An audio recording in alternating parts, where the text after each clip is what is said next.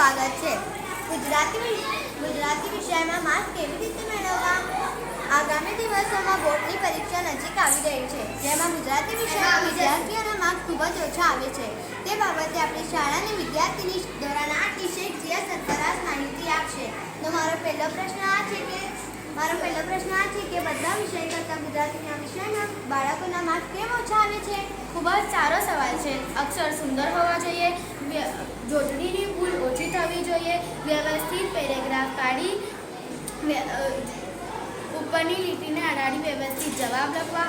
એ વસ્તુનું ખાસ ધ્યાન રાખવું કે જ્યારે પ્રશ્નો ઉત્તર લખો ત્યારે છેલ્લા પેજ પર 2 કે 3 લીટી નહીં છોડવી અને કન્ટિન્યુ રાખવું, નહીંતર ઘણી વખતે પાછળના પાનાનો જવાબ ચેક કરવાનો રહી જાય છે, જેમાં વિદ્યાર્થીને માર્ક્સમાં લોસ જાય છે।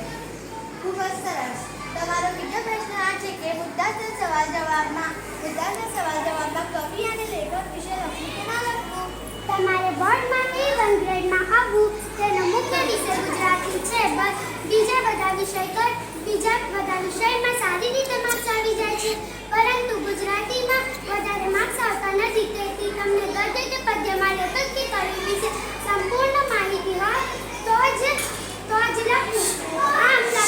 આમ વ્યવસ્થિત લખાણ હશે તો પૂરા માર્ક્સ મળશે, અને જો મુદ્દાસર જવાબમાં તમને કાવ્ય પંક્તિ આવડતી હોય તો વચ્ચે કાવ્ય પંક્તિ પણ લખી શકો, જેથી તમારી છાપ પેપરમાં સારી પડે અને પેપર ચેકર સારી રીતે માર્ક્સ આપી શકે। આમ ખૂબ જ સરસ સવાલ પૂછ્યો। ખૂબ જ સરસ।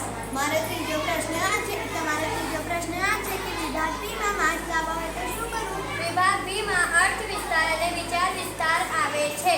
પહેલા તો આપેલ કાવ્ય પંક્તિને ધ્યાનપૂર્વક વાંચી સમજતી તેના શબ્દના અર્થને સમજવા અને વિસ્તારપૂર્વક તેને સમજવું અને લખવું। કાવ્ય પંક્તિનો બોધ લખો, સાથે તેને અનુરૂપ કોઈ ઉદાહરણ લો। જે ઐતિહાસિક હોય તો વિસ્તૃત લખી શકાય અને તમારા માર્ક્સ સારા આવશે। ખૂબ જ સરસ। આજ રોજ આપણી પાસે તો 3 માર્ગદર્શક આવ્યા અને તેમણે ગુજરાતી વિષય